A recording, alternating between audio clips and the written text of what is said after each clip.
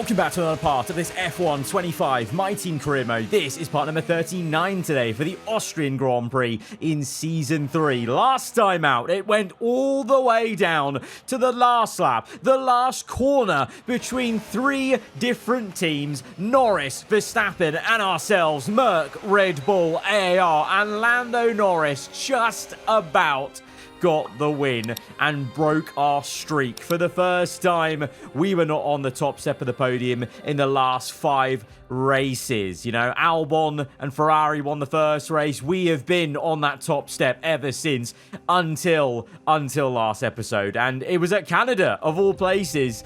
That's a little bit heartbreaking, but at the same time, it also maybe ushers in the period of change in this season where we're not guaranteed now 1-2s, double podiums, and it now may start to be a bit more of a challenge to even just get on the podium comfortably, because we really did have to fight to stay with Lando and Max that entire race. And, you know, with that, we were able to secure the podium, get the second place. But, you know, if we didn't stick with that DRS, we weren't maybe quite clever with the way we were fighting, it could have easily kind of gone away from us. And now it's just getting maybe harder and harder, because every episode maybe we're going to start seeing teams closing up to us. Merc and Red Bull were level pegging with us last time out on this comparison chart. Now, going into this episode, McLaren have joined the party. Surprisingly, we've spoken a lot about Leclerc,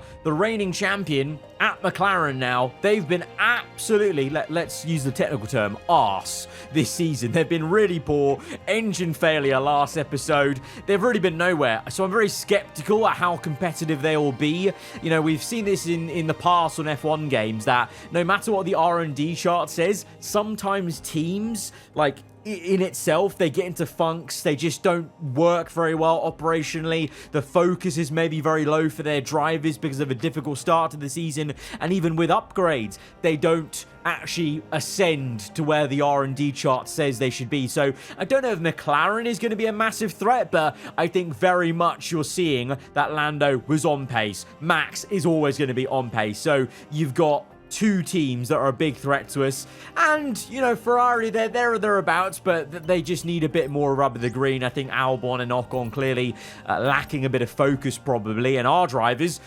abundance of focus. 99 focus for Behrman and Tramnitz, which is excellent. And I'm hoping that's going to pay dividends in terms of trying to help the AI teammate. It was a difficult race for Ollie Behrman's AI in Canada. We were driving as Tramnitz. This time, Tramnitz will be the AI driver. 71 rated. He's had some great performances, but it's going to be interesting to see how he does, and it might be a really good inkling to where we stack up for the rest of the season. Let's go into qualifying. Hello everyone, welcome to Austria. It is a short track, it is high speed, it is exactly what we enjoy for qualifying. No longer a sprint weekend, Austria, on this F1 25 game, which I kind of like, actually, because I like Austria. Just, you know, we're getting into the actual meat, the real important qualifying, and the actual full Grand Prix straight away. And, of course, if you're following from Season 2, we're now going Austria in the right direction this time, as we did reverse Austria in Season 2, which was a lot of fun. But you know what? The whole time, Austria, the normal way round, is very exciting anyway. So I'm kind of also happy to be returning to the normal layout. And of course, next time out for the British Grand Prix, we're doing Silverstone in reverse. That's been a little bit so-so in the normal way around for action. So I'm hoping the reverse layout of Silverstone could entice some more action and some juicier racing than we've seen so far in the normal layout. But Austria, the right way round, has always been really great because it's just a slipstream fest in the best way, unlike in Monza, where it's a little bit of a drag and a bit of a pain sometimes to manage, whereas in Austria you've got enough higher speed, medium speed corners where you need a balanced car, you need a car that's good in the corners, and it's not just about the DRS and getting in the slipstream as we go through the stages of qualifying into Q3. I'm hoping with that lap time it is going to be there. Tramnitz right up there as well with us in 6-7. Lando Norris leading the way though, and Sainz, but the first time in a while, it seems like, not knocked out early in Q2 or Q1. So both Mercedes are in the fight here, both Red Bulls, both McLarens, and both... It's the first time, actually, I don't think we've seen like a singular Williams or Aston or Renault get in the fight. So maybe that's quite telling. Maybe the McLaren upgrades are actually working quite well, because it's the first time in a long while we've seen the big four in Q3 together with our own My Team. So this could actually be a real turning point. Maybe McLaren actually will be there and picking up more points than they have done so far, as we're now on our second flyer, a lot better into that break zone at the end of Sector 1 and Sector 2 as well, as we've had to dig deep. Tramnitz only P9 at the moment. I don't know if he's on a better lap. We are only P8, so we needed a much better second flyer. The first lap wasn't that great, despite being on a fresh set of soft tyres as well. We have dug deep, but we've lost a little bit of time in the last couple of corners, but we've still gained about 7.5 tenths. That's going to get us up into third place, and that was a real individual performance, because Tramnitz stayed put in P9, and maybe this snapshot, this result here, is an indication of what the pace is going to be like for the next, well, this race at least, but I think the next phase of this season. And then obviously at some point, I think all the teams around us will get those Phase 4 upgrades, because I don't think they've had them yet. You know, Red Bull, Merc, and McLaren, those upgrades they've made, I actually don't think those are their Phase 4 upgrades. I think they're still to come, which is scary. But Max Verstappen on pole position in Red Bull's home race. Lando Norris second. So the top three are the top three that are fighting in Canada. So is it going to be more of the same come race day? Let's go to the grid.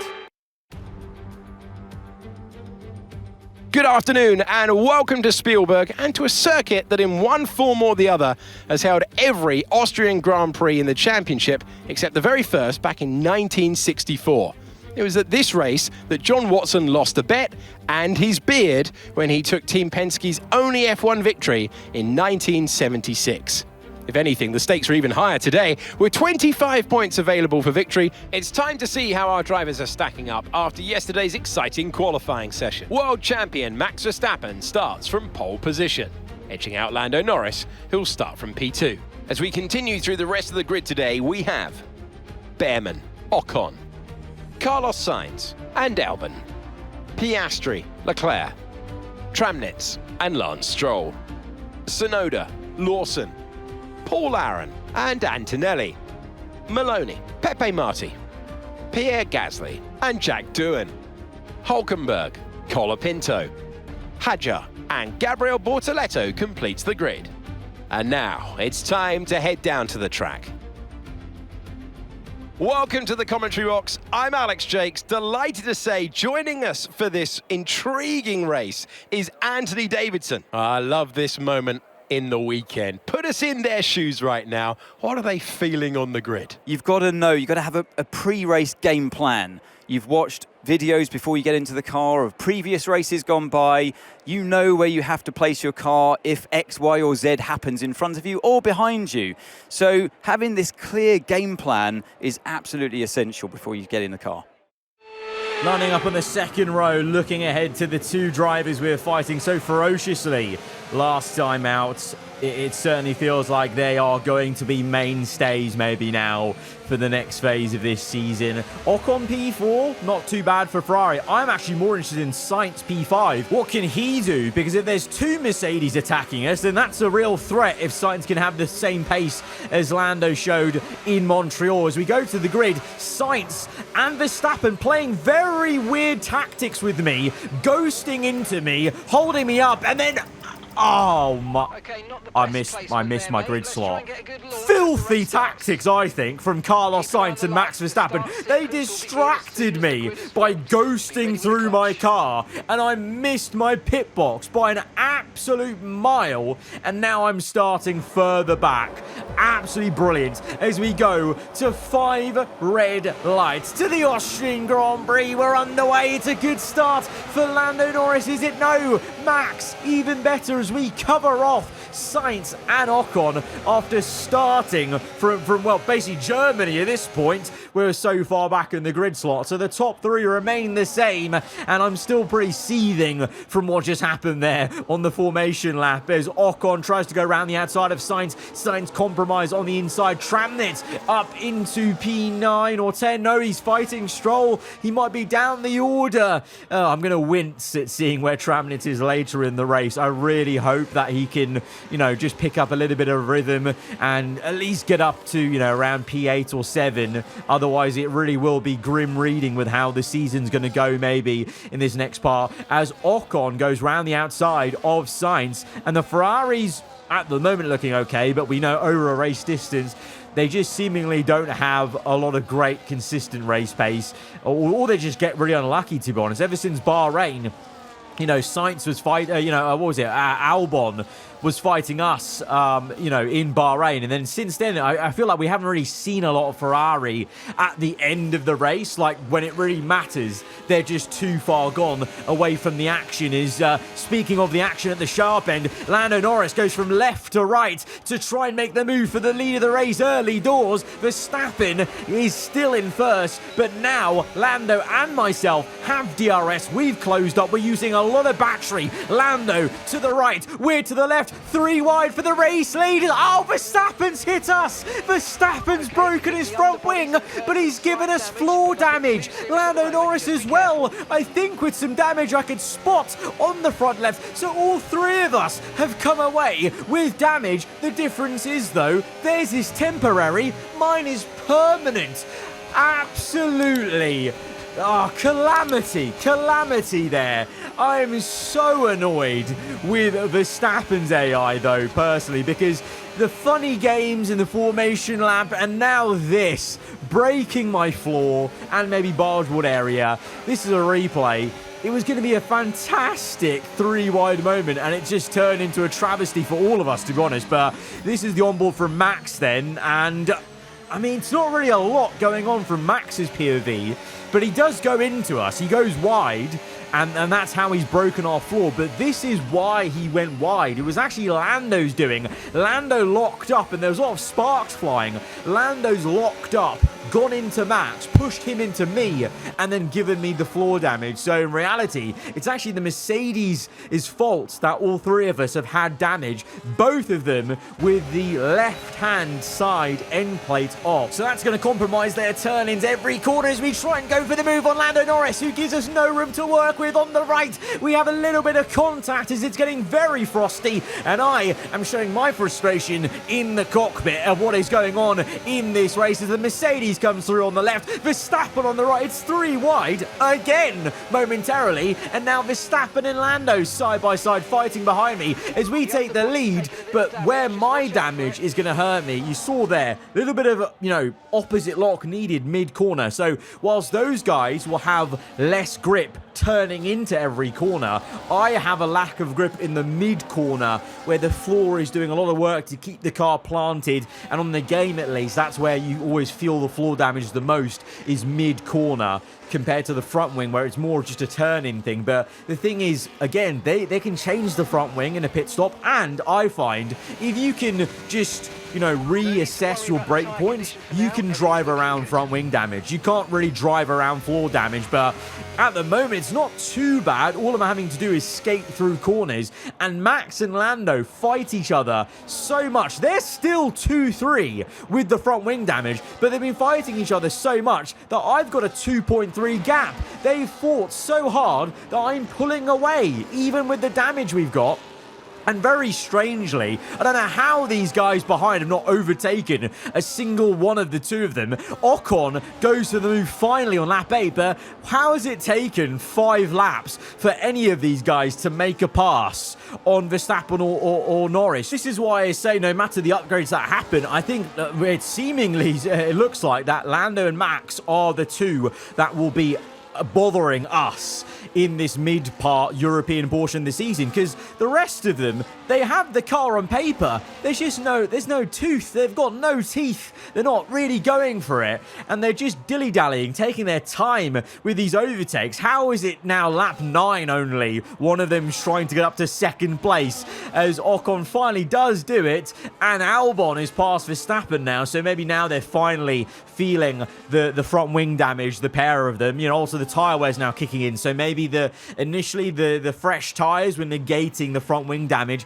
That also is definitely a pattern that when you have fresher tyres, it negates any damage you have until it starts wearing, and that's the same for me as well, as we're now losing a bit of time to P2 and 3. Lando is actually still fighting back for second place, but both of them are catching me now as the gap is just under 2 seconds, and the Merc amazingly is back up into second place. How on earth is Norris doing that in the Merc as Sainz now overtakes Verstappen? So Verstappen is really feeling the damage compared to Norris, who's still up there in second place. Tramnit P9 as Stroll falls away, so Tramnit in a bit of no man's land, unable to keep up with the likes of Piastri and Leclerc as the tail end of the top pack, really. So is that going to be a sight for the rest of the mid-season? Is, you know, the AI teammate kind of being in the middle of nowhere, because now Red Bull and McLaren and Mercedes have a car to outperform the AI team at every time. I don't know, as the tyre wear now is really kicking in. Look at the bottom right, orange marker, and now the gap is down to 1.5 as Norris and Ocon continue amazingly to just swap. What are Ferrari doing? They are playing with their food, it really seems like, because, oh, Liam Lawson out of it as we just update. Oh, safety car because of Liam Lawson retiring with the Aston Martin Honda blowing up on the main straight, and that's actually quite good timing in terms of I was really wincing at the amount of tyre wear there was, plus the damage. So we are going to box in this lap. Oh! What just happened? Oh my god, the Haas has spun it as well. Maybe that's why the safety car came out, because there was a spin at the same time, and this is why. Oh wow. Oh, wow. So Marty, essentially what it looks like is he's spun because of poor visibility from the smoke of the Aston Martin Honda blowing up. Amazing. It's the first time I've never seen that happen for an AI spinning because of visibility. As we now come in on lap 11 then, on to 12. Under the safety car, everyone's going to be coming in though, and I pushed quite hard even though I was negative on the Delta, because I knew Tramnitz was going to come in, so I want to try and give him the biggest gap possible in the pit lane so he doesn't have to, you know, lose too much time double stacking. That's perfect. Tramnitz, I don't think will lose any time doing that double stack under the safety car, whereas others will, and so it means obviously we come out still in first place on the hard tyres, and potentially these are hards that we're taking to the end of the race, because there was a forecasted one stop on the cards as I nearly crashed into the safety car. He wasn't sure why he wasn't moving across the racing line, but it's Norris second, Verstappen third, both on mediums.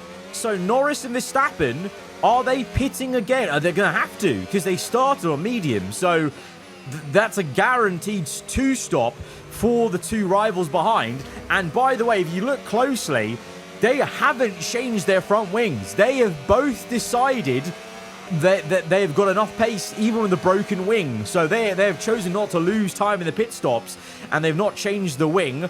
Interesting. Let's see how it works out for them. Of course, that's good for me, because now all three of us still have the damage that all three of us got on lap 2. So it's an even playing field in my eyes, thanks to them, because they could have easily changed the front wing and just gone down the order, but they've decided to go for track position, which is, well, with the two stop, I guess, they need as much clean air as they can get on the mediums. They'll be hoping to pass me quickly, I suppose, and just run away to try and negate that extra stop they're going to have to make, whereas I have the option of trying to go to the end. And it was a good safety car pit stop for Tim Tramnitz, who's definitely gained at the start of this And it was a good safety car pit stop for Tramnitz, by the way, who's definitely gained positions there and is in a better shape. But now on lap 14, the safety car is coming in. Bert Meinland is driven away, and I now am effectively the safety car. I control the pace. We're weaving about a little bit to get some temperatures into the tyres, but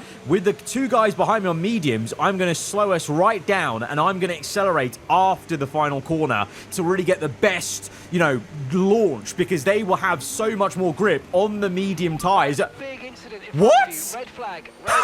We'll update what? The pits. Red flag. We didn't even get going. What's happened? Has there been a crash behind? Was that my fault? Did I bunch us up too much and someone crashed behind us? What?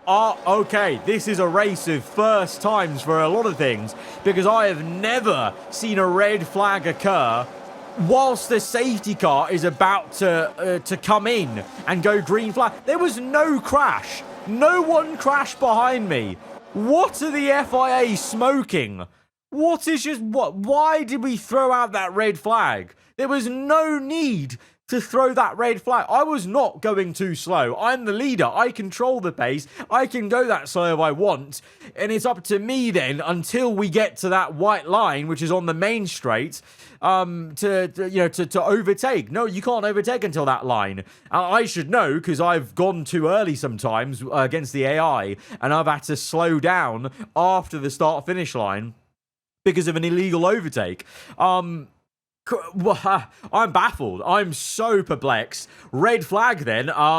I guess that, well, actually annoyingly, that red flag now, it gives Lando and Max the chance to change their mind, doesn't it? They can now swap to the one stop. And so that's the FIA really helping our rivals there, because now they can get off the medium and go to the hards. And even though it looks a bit grim, the hard can definitely go to the end just about as we get going then to 5 red lights. And we are underway for another time here at the Austrian Grand Prix. Verstappen has chosen to go to the hards. Norris is still mediums as we defend the inside. Lando's wide. He's made a mistake into turn 1, and the Merc is down to 4th place, down to 5th place. It's a howler of a restart for Lando Norris. His teammates ahead of him in P4, for goodness sake. There's a dive bomb from Sonoda, 3 wide. Oh, there's contact. Carbon fiber. Sonoda has stuck his nose in, and now Lando's down to P6. It's a disaster for the Brit in the Merc. He's lost 4 positions, and he's on the medium still, so he has to make another pit stop still, and he's lost all those positions. Meanwhile, Verstappen all over the back of us, and it's because if you look closely at the front wing, it's fixed now. Under the red flag, Max and Lando fixed their front wing. We've still got the floor damage, of course, and it means the Red Bull is able to try and go right round the outside of us in the second last corner to the last corner. We just get Verstappen out wide to the outside, but he's going to come back at us on the inside. We give him this squeeze, but go to the racing line to open up turn 1. He's still there. Oh, there's contact. The Ferrari! No! We've spun. The Ferrari spun us, and we've gone from fighting for the lead to... We're down to 19th, 18th. No, it's 19th now. It's 20th. It's 20. It's okay. Oh, and floor damage is even worse now. It's gone from yellow or orange to brick red floor damage.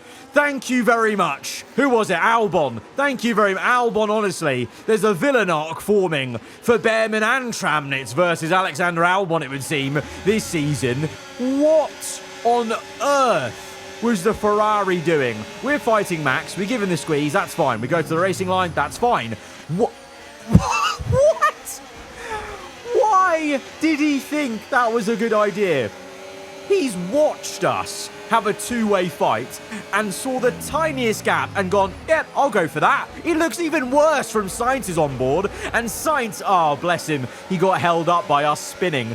From Sainz's on board, clearly it was never going to work, as on the replay we see Tramnitz, though, making a move on the Williams. Here's an even better view there, so we're still fighting Max, and then the Ferrari That is all the Ferrari's fault. The Ferrari just wedges itself inside and decides to get involved in the worst place ever. He's broken his front wing, so that's a bit of karma at least, so he's making a pit stop. But he's done permanent damage to our floor now. That's even worse than before. We've got a red floor and bargeboard area, and we're down to 18th place. We are in the mud. We are absolutely in the mud, but we are still going to push on because, as I always love to say, in Formula One, never say never. We have still got so much R&D performance on these cars around us that we are still making moves and trying to get up the order as we go from the right to left around the outside of the BMW. We've already overtaken 2 Audis, so at least we're fighting some of these newer teams that we've not had a lot of action with so far, and now trying to get the move done on the Haas of Marty Hajar ahead in the BMW. We're on the outside line. Oh, contact! No! Oh my god. We've been spun again. We've spun into the gravel, and now we're back down to 20th. Gravel on the tyre, and we're 4 seconds back from doing. What is going on in this race? Oh my god, the Haas has a rear end snap. He's spun on his own and he's drifted and tail kicked my car. And because I've got floor damage, my car is so sensitive mid-corner, and that's why my car's gone round so easily. And you're seeing that now. I'm really fighting the wheel every single corner. Oh! It's another twist in this race. What is going on in this race? Because Max Verstappen is now out with an engine failure. The car slows up. Oh, wow. This race is turning into an absolute classic one of chaos, of everything that could be happening is happening in this race. So often, Austria delivers on the F1 game, and F1 25, it's taken its 3rd season, but it's done just that, because that's a safety car now and an opportunity to close back up and recover something, because I'm still adamant I can maybe recover to maybe 1 or 2 points because our car is so much quicker than the bottom 5 teams. It has been all season, so even with this level of damage, with a fresh tyre, I think we can do something. So we've opted to go to a medium. It's a used medium, but I'm hoping it's only got 10% wear or something like that. We maybe used it earlier in the... Oh. We go back into the race. Oh. Perfect job from you and Oh. the crew there, mate. We're delighted with Oh that. my god. Oh no. Oh, I've had a howler. Oh no. Oh no. You know what used medium that is? That's the medium I started this race on. I thought we had another medium that was just used because it got used in practice. No, I had no allocated second medium. I've just put on the medium I started the race. It's a good thing there's a safety car, because otherwise that would have been instant retirement from there and unbelievable levels of embarrassment for what I've just done there. I'm going to come in again. So what is this? Our 4th time in the pits, or 4th time changing tyres, if you include the red flag, I think, as we come on now for a new set of hard tyres. There was a mistake on the pit stop. Lovely. But we're on the safety car, so we can catch up. Oh my god. We're stone dead last, by the way, because of Verstappen and Lawson being out. Oh, bloody Nora. This race has had a... Piastri's leading. How? Piastri leads. Ocon, Gasly, Norris, Doohan, Tramnitz P6, Tsunoda, Sainz, Leclerc, Colapinto. How are the 2 Renaults in the top 5? And Piastri leading as well. Oh, my days. There is so much to debrief of this race at the end. And there's still so much of this race to go. There's still 13 laps. So much can happen in this race. And we're now here, tucked up behind the Audi of Nico Hülkenberg. We've got fresh-ish, hard tyres. We've got a lot of floor damage, but we've got a lot of grit. You know me. as I said, never say never. Let's continue fighting. It's overcast. Is there some rain to come? I'd welcome that, just for a little bit of chaos here, as into... Oh, no! Into the next corner. We've had an absolute mare. I slammed on the brakes, and the rear brake said, no, not happening, goodbye. And we locked up on the rear axle, and we've gone across the gravel for the second time this afternoon, and we're back down to 20th as Hulkenberg re-overtakes me. What that means is I'm going to have to reassess my break points, because clearly that was too late of a break point for the car to handle at this stage, as on lap 25, Piastri now losing the lead of the race, maybe, nearly. Ocon having a good go as we repass Nico Hulkenberg, now knowing we have to brake earlier for most of the corners, but I'm hoping we can still do some work maybe. But it's the Ferrari that leads, Lando's through to second, Tramnitz making an overtake up into, I think that was P5 or 4, as it's 3 wide between Aaron, Maloney and Bortoletto. And we're just trying to get through and find some room here, because we've got the pace once we can get the power down and use DRS and ERS as we slice through Aaron and Maloney. Bortoletto made a nice double pass there, to be fair, up to P16, but we'll try and give chase and close up to him, and we will do on to lap 26 into turn 1. We get to the break point ahead of him, and we're up to P16. Albon, the man who spun us earlier, he's directly ahead of us, and he's fighting Marty and some other cars. I would be lying if I said I didn't want to mince him, absolutely, because I'm still annoyed at that spin, and we are going to mince him. We're not going to... There's no funny business. I'm just going to absolutely do him with the ERS here, and a big old dive bomb and squeeze to finish off that move for P15, and really also showing he should be embarrassed, because what is he doing in that Ferrari? He's doing niche. Because I've got so much floor damage, and we've overtaken him, and we're now going to continue to try and make overtakes as we go for this. Again, the outside, but the AI are so slow, I gotta say, on the inside there when they're fighting each other. It's a little bit of an exploit, I want to say. I felt a little bit bad, but, you know, you're not going to not go for the move every time. As we go around the outside of 2 cars then, we're up to P13, and we're really showing at this stage the fighting spirit of a potential world champion as we go round the outside of another car. P12, Doohan and Stroll fighting. The Renault seemingly losing all sense of race pace now from that, you know, safety car restart where they're both in the top 5. We squeeze Doohan, we go to the outside, we force Doohan to make a move on Stroll that allows us to get round the outside, and all of a sudden we're into P10. We've got 1 championship point. We've had so much happen to us. You know, we're spun once, crashed into twice with floor damage, a trip across the gravel a second time, a mistaken pit stop 4 times in the pits, and yet we're still in the points. As Tramnitz is into 3rd, Piastri from 1st to 4th in the matter of a couple of laps, and it's because actually you may have noticed on the replay cameras, Piastri's actually got front wing damage. I don't know where from, but that's why he's gone from the lead down to P4 as it stands. And I didn't really give it a fanfare there when he made the move, but this is Tim Tramnitz, our AI 71 rated driver. He's fighting for 2nd place, so I was worried at the start of this episode about how he would do in the maybe, you know, less than competitive car that we've got now relative to the rivals around us, but Tramnitz is pulling out an all-timer performance compared to Behrman's AI last episode, remember?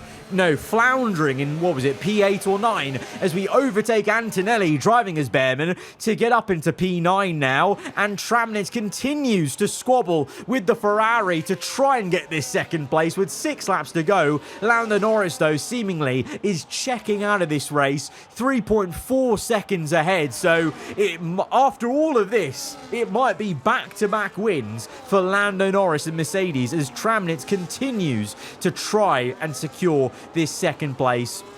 And Ocon is trying hard to fight him back as we see Piastri and Leclerc fighting each other. So Piastri trying to come back a little bit, maybe getting used to the front wing damage he's got on the right-hand side, and Leclerc trying to do good by the McLaren upgrades to get P4 as we actually push away from Antonelli, and we're on the back of Yuki Tsunoda. So we are defying the levels of damage we have got through just, honestly, pure anger and frustration of what has happened to us in this race. And it's happened before where you guys have even noted, when I'm angry, I sometimes drive even better because I'm so annoyed at what's happened to us in the race. And we've locked in. We've absolutely locked in, and we are maximizing this. We're up to P7 around the outside of Gasly. But to be fair, like I said, we are so much quicker on paper than Williams, then Renault, then Haas. You know, it's not really that impressive that we're overtaking them. Honestly, it's all I can do is recover to what seems like P7. That's the best I can muster today in this race. And after everything that's happened to us, I'm really happy with P7 because we've been through it. We've been through the wars. As Ocon now, by the way, as you've seen there clearly, tyre wears hit the Ferrari, and he's now actually squabbling Leclerc for third place as it's 3 wide again into that corner. It's this time Gasly v Antonelli v Tsunoda. Is there more? There's damage. Yeah, there is damage for Antonelli. Antonelli without an end plate. So that corner has been, that corner and this corner has been an absolute travesty for damage for the AI today. It's another car without an end plate. Gasly now scurries away in P8. But Tramnitz, I was going to say, because of Ocon's tyre wear, Tramnitz is going to fully secure second place as it's a three-way fight between Sainz, Leclerc and Piastri now. And Sainz, late on in this race, with 3 laps to go, I think Sainz is going to try and make it a double podium for Mercedes out of nowhere. Because Sainz was kind of in no man's land, I feel, and he's just found a bit of pace at the end of this race. Maybe Leclerc and Ocon equally dropping off, and this could be Sainz making it a double podium for Merc, which is pretty damn big. It kind of vindicates what I said at the start of the race, that watch out for the Mercedes cars, because if Sainz can, you know, just back up Lando with a third place to his first place, Merc could be a real threat in the Constructors' Championship if they consistently can do this from now on, as there's still a bit of fighting to do for Sainz, but I reckon he's got this because the Ferrari just has not looked great at the end of races. And Leclerc, I mean, he's kind of there, but I don't imagine the McLaren is going to actually come with a bit of fight back. So it's maybe just a matter of time before Sainz gets that move, and it's going to maybe take to the last lap of the Grand Prix. It's nearly 3 wide again. So to be fair play to Ocon and Leclerc.